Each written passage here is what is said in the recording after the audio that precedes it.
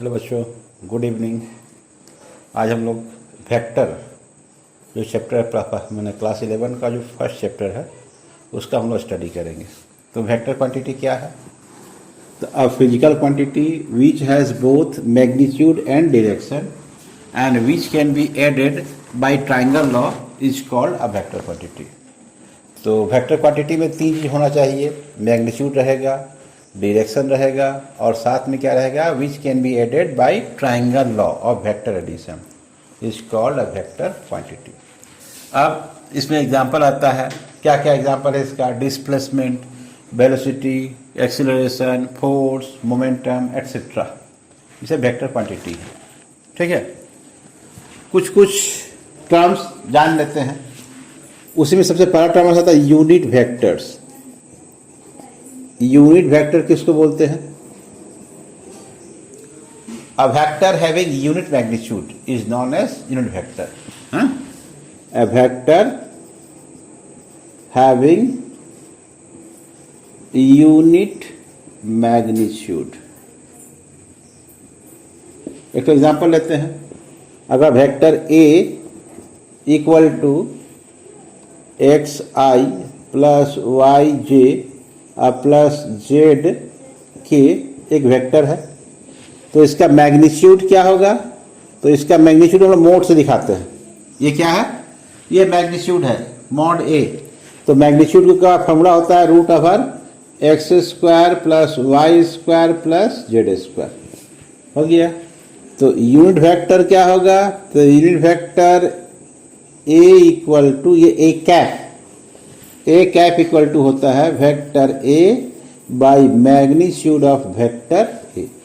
तो vector A क्या है? वेक्टर है X I plus Y J plus Z K by root over X square plus Y square plus Z square. यही है unit vector. ठीक है, इसमें एक चीज दिया हुआ है, triangle law.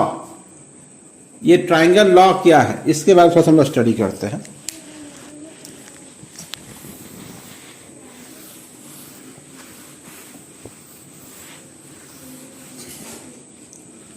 Triangle law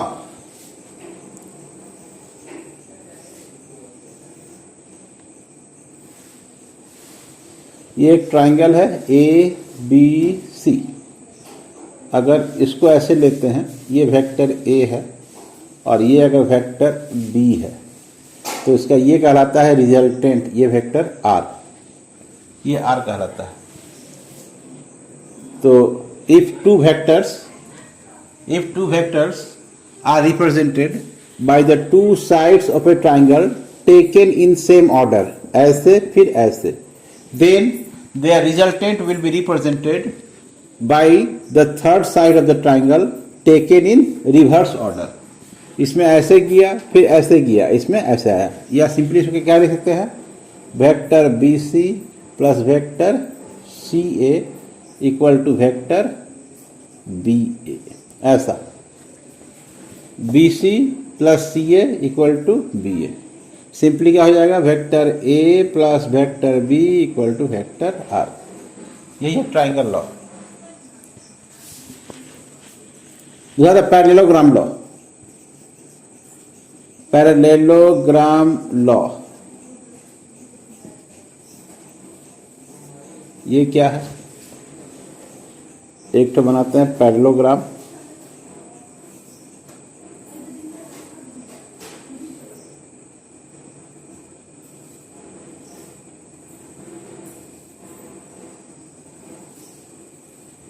A B C D. तो ये अगर वेक्टर ए है, ये वेक्टर बी है, तो इसका ये रिजल्टेंट हो जाएगा are.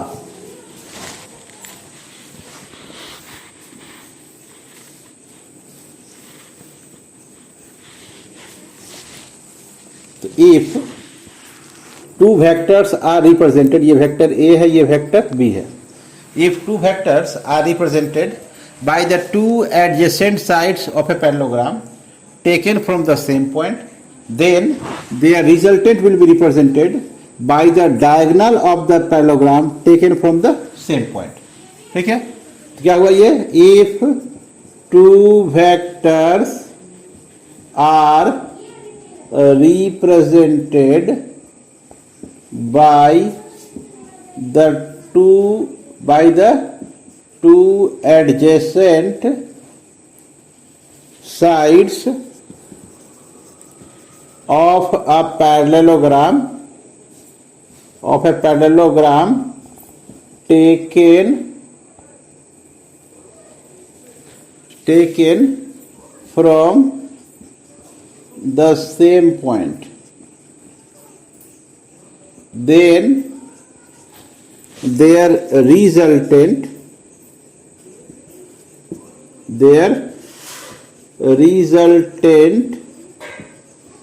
will be represented in magnitude and direction by the diagonal of the parallelogram taken from the same point.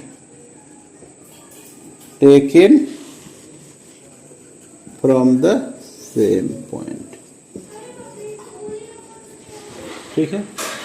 If two vectors are represented by the two adjacent sides of a parallelogram taken from the same point, then their resultant will be represented in magnitude and direction by the diagonal of the parallelogram taken from the same point. ठीक है. अब ये relationship बड़ा ही important है. इसका relationship आप लोगों को समझाते हैं. समझिए, ये एक पैरेललोग्राम है.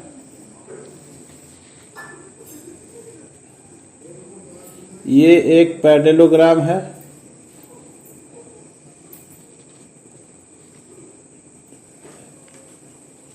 ठीक है.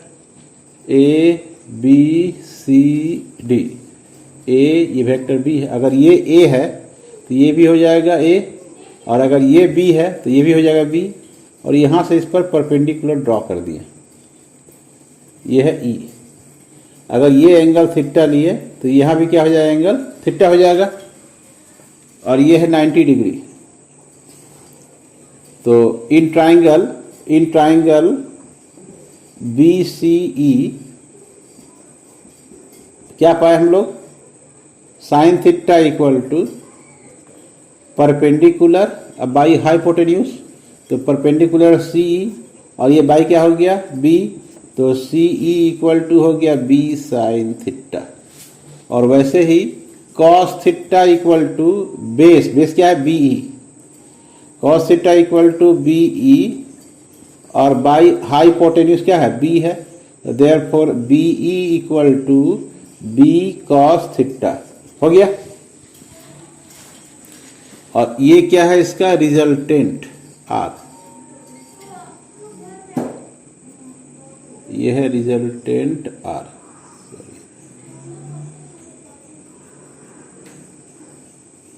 ठीक है, ये है आर.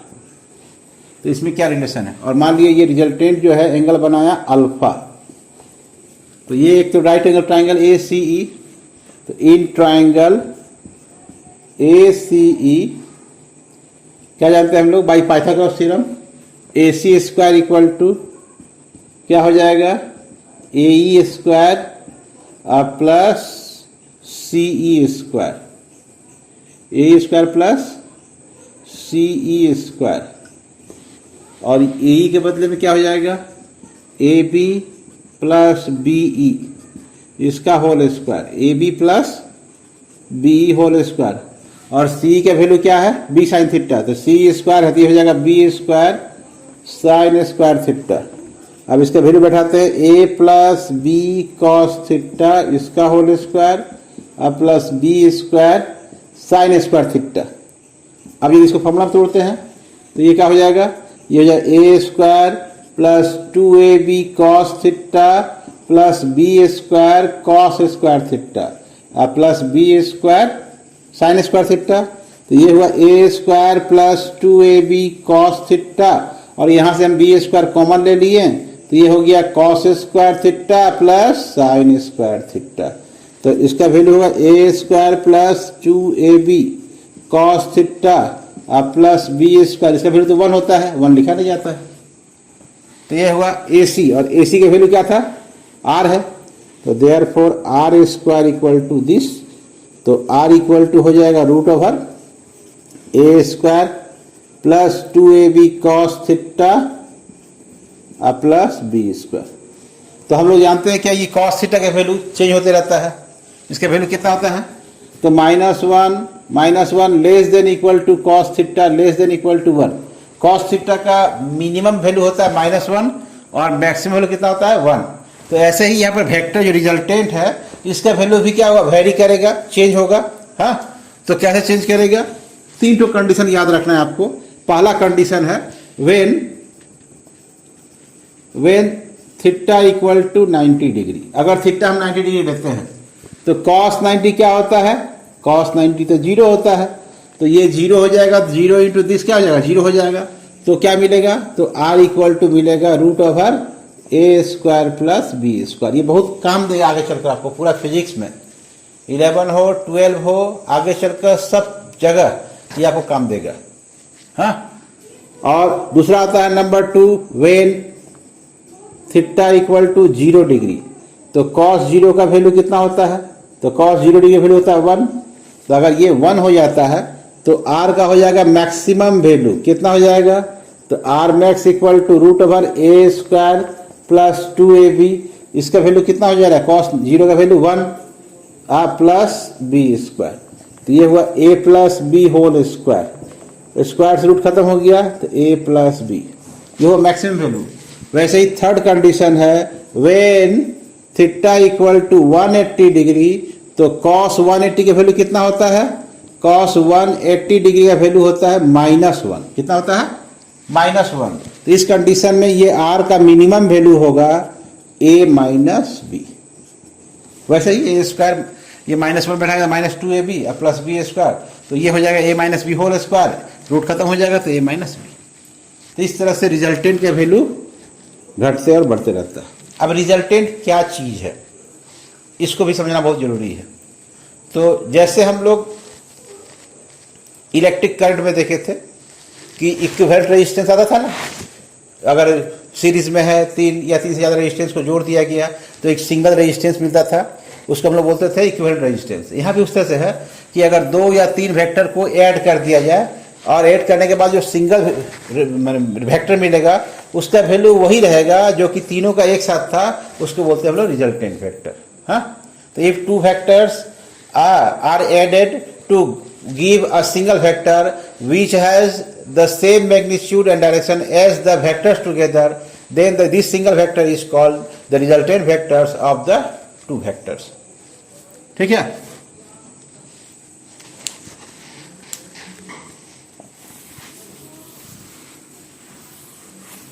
तो रिजल्टेंट वेक्टर किसको बोलते हैं?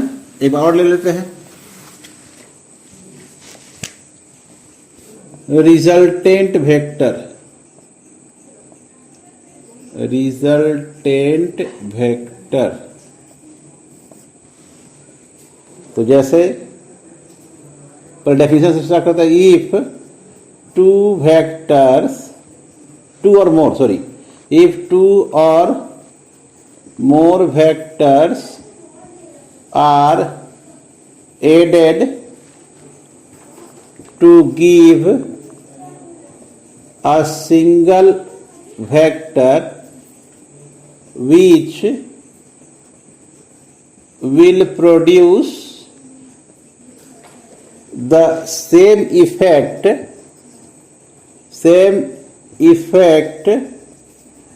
as that of the vectors together, then this single vector is called a resultant vector. Resultant vector. If 2 or more vectors are added to produce a single vector which will produce the same effect is that of the vectors together, then this single vector is called the resultant vectors of the two or more vectors. ठीक है.